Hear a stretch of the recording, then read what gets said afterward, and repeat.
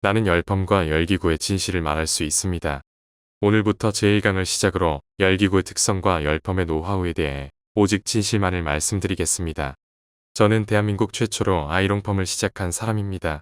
1987년부터 시작하여 현재까지 오직 한 길, 열기구와 열펌의 연구와 사업에 평생을 바쳐왔습니다. 열펌의 역사는 곧 범일의 역사이기도 합니다.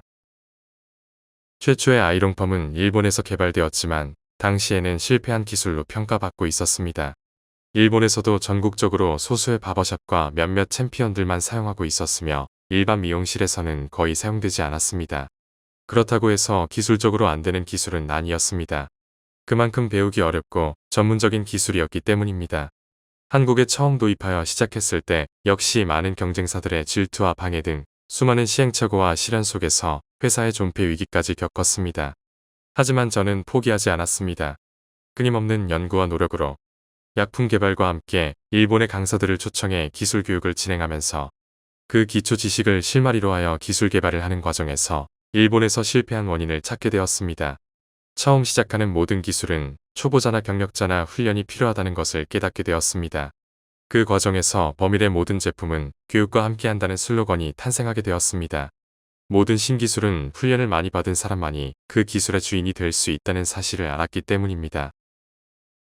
교육이 시작되면서 살롱에는 새로운 고부가 가치 메뉴가 만들어졌습니다. 교육을 받고 제대로 기술을 익힌 샵들은 매출이 높아졌고 새로운 기술과 메뉴에 대한 자부심도 커져갔습니다. 지금까지 교육이 지속된 샵들의 현재의 결과라고 생각합니다. 그렇지만 소수에 지나지 않습니다만 현재에도 아이롱펌, 매직펌 잘하는 살롱은 예약제로 요금 또한 제대로 많이 받고 있는 것을 부인할 수 없는 사실일 것입니다. 하지만 잘 된다는 소문이 퍼지자 문제도 함께 시작되었습니다. 전문 지식도 없는 사람들이 만든 가품 제품들이 등장했고 검증되지 않은 약품과 엉터리 기계들을 가지고 교육 없이 판매되기 시작했습니다. 그 결과 고객들의 모발 손상이 심해졌고 아이롱펌은 손상이 많다는 잘못된 인식이 업계 전반에 퍼지게 되었습니다. 지금도 많은 사람들이 아이롱펌을 하지 못하거나 아예 시도조차 하지 못하는 이유가 바로 여기에 있습니다. 이 일을 겪으며 저는 기술의 중요성을 더욱 절실하게 깨닫게 되었습니다. 좋은 기술에는 원래 주인이 정해져 있는 것이 아닙니다. 끊임없이 훈련하고 노력한 사람이 결국 그 기술의 주인이 될 수 있다는 것을 깨닫게 되었습니다. 그 사실을 깨닫은 저의 교육에 대한 열정은 더욱 커질 수밖에 없었습니다.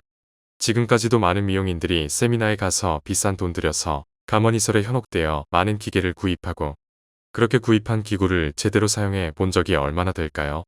1년이면 기계를 구입해서 사용해 보지도 못하고 낭비한 돈들을 계산해 보시기 바랍니다. 손님의 모발은 손상시키고 자신은 돈과 자신감을 잃어버리고 나아가 업계 전반의 평판까지 망치는 결과를 초래하지 않는지 돌아봐야 합니다. 수십 년 동안 연구와 노력을 이어온 장인들은 수많은 실패와 역경 속에서 자신만의 철학과 원칙을 만들어갑니다. 저 역시 모발 손상 이론을 누구보다 깊이 이해하고 있었기에 절대로 변칙을 할 수 없었습니다. 적당히, 대충이라는 말은 결코 용납될 수 없었습니다. 그 원칙과 경영 철학 속에서 모든 열기구 제품 판매는 반드시 교육과 함께해야 한다는 원칙이 만들어졌습니다. 실제로 제대로 된 교육을 받아본 사람이라면 이 말의 의미를 분명히 이해할 수 있을 것이라 확신합니다. 어렵고 힘들게 배운 기술은 정당한 요금을 제대로 받을 수 있습니다. 하지만 가품 기구를 구입해 쉽게 시술만 따라하는 사람들은 대부분 저가 요금으로 고객을 유도합니다. 기술의 가치와 소중함을 모르기 때문입니다. 더 큰 문제는 기술에 대한 책임감과 모발 손상에 대한 책임 의식조차 부족하다는 점입니다. 단순한 가격 비교로 고객을 현혹시키며 결국 좋은 메뉴와 미용 산업 전체의 가치를 떨어뜨리고 있는 것이 문제인 것입니다. 남의 기구를 단순히 모방하는 사람들은 기구의 본질이나 이론을 이해하지 못합니다. 겉모양만 흉내낼 뿐 책임감과 철학이 없기 때문에 결국 오래가지 못합니다. 저는 좋은 시장을 망쳐놓고 사라져간 사람들도 많이 보아왔습니다.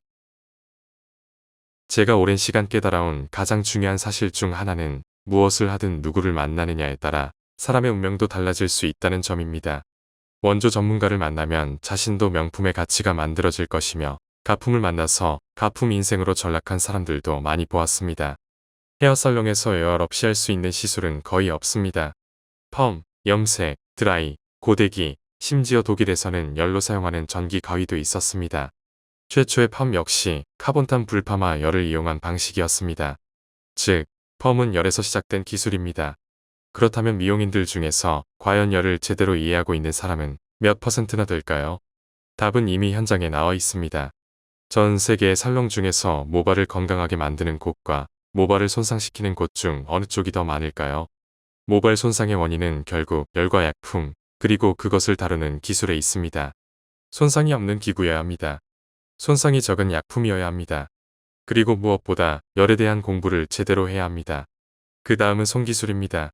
손기술은 훈련 없이 완성되는 기술은 없습니다. 몸이 먼저 반응할 정도의 감각이 생길 때까지 반복 훈련이 필요합니다. 많은 사람들이 열을 잘 안다고 생각합니다. 하지만 그것은 오랜 시간 익숙하게 사용해왔다는 이유에서 생긴 고정관념일 뿐입니다. 10년, 20년 동안 매일 열을 사용해왔다고 해서 열을 제대로 이해하고 있는 것은 아닙니다. 예를 들어 커피 맛은 무엇으로 결정될까요? 바로 열을 사용하는 기술입니다.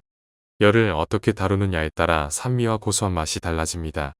미용 기술 역시 마찬가지입니다. 열에 대해 제대로 공부하게 되면 그것은 단순한 기술 습득을 넘어 미용인으로서의 운명을 바꿀 수 있는 기회가 될 것이라 확신합니다. 계속해서 구독해 주시기 바랍니다. 다음 제2강에서는 건식열과 습식열, 곱슬 스트레이트 펌에 대해 설명드리겠습니다.